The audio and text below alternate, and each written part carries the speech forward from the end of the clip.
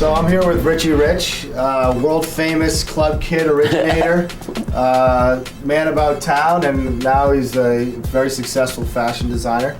So Richie, thanks for coming on the show. Thanks for having me. I'm excited. I love Karmaloop. Oh, good. We love you too. Thank you. So let's talk a little bit about, obviously a lot of people know who Richie Rich is. I've known about you since the Club Kid days, NASA and Limelight. Oh yeah, NASA was fun. I used to read about you. But let's talk a little bit, for the people who don't know about that, tell us a little bit about who is Richie Rich, sort of the evolution of Richie Rich, how you got to where you are today. I mean, basically, I'm just I think I was your average suburban kid, staring in the mirror, dreaming of moving somewhere that was different. I grew up in California and I was definitely bored. And I had New York in my sights, and I moved here fresh out of high school and just sort of fell into the club scene. So for me, nightclubs definitely were the way of expressing, I don't know, just having fun with my friends and rebelling a little bit. I don't know, that we started throwing parties. Disco 2000 at the Limelight and the Tunnel, and Club USA was in Times Square, and we were just kids running around New York City with a big budget, a lot of money to throw ridiculous parties, and we went on some talk shows, and basically it kind of was divided. Myself and my friend Amanda Lepore, we were more into the attention and the glamorous aspect, and we were drug-free.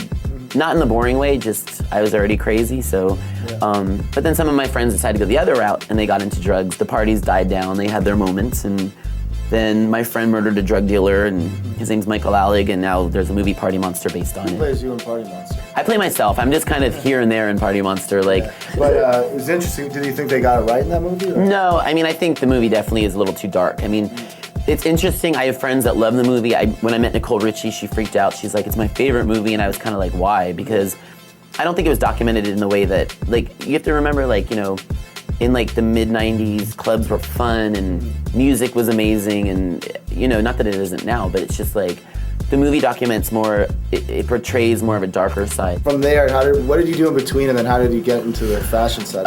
Well, I was a figure skater all my life, so just skating and touring. Yeah, I was in the Ice Capades when I was 18. So I did that for a year, and then I moved to New York. And then I just made all my own clothes and stuff for my friends, and hence Heatherette came out of a bottle of red wine and a great Grace Jones song, Leatherette. And this girl Heather would follow me around the club, so Heatherette, Leatherette. And then I don't know, I just started making t-shirts and stuff, and got my friend Trevor on board with me to help. And then ironically, within the first week, Gwen Stefani ended up wearing one in Entertainment Weekly. The Backstreet Boys bought them.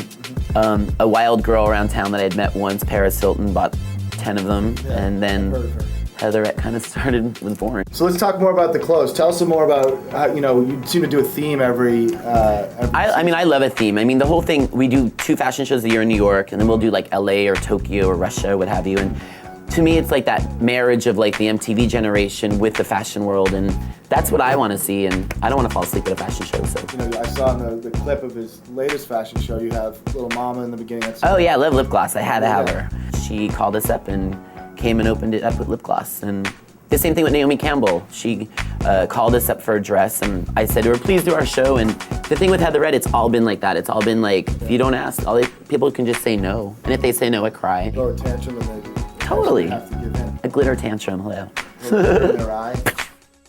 Tell me, so Jenna Jameson, obviously, she's a good friend of yours, right? And she's involved. She's in the fashion show. Tell me a little bit more about some of the other celebrities that come to your shows or that are involved with Heatherette. It's been fun. I mean, it's nice because it's kind of becomes this family kind of thing. I love Lily Allen. Lily Allen came up here about a month ago, and we made her some dresses for her tour. Gwen Stefani's always been a great kind of supporter of us. We did a No Doubt tour a few years back. Steven Tyler from Aerosmith, we did his tour. Lil' Kim, Foxy Brown, Mariah Carey, they've all been kind of supporting us over the years. It's been a lot of fun. This year was fun. Bijou Phillips came, and I love her. She's a good friend of ours. She's sweet. Theodora Richards, Keith Richards' daughter, is a good friend. I like the cute girls in the front row. It's always fun. It's not bad. No. So tell me what's next with Heatherette. You gonna have an airline next? What's Airline would be nice, hello, but the Heather Jet, hello. Yeah, we actually did a benefit in Vienna this past May, and they gave us a jet, and we called it the Heather Jet. That was fun. It's good.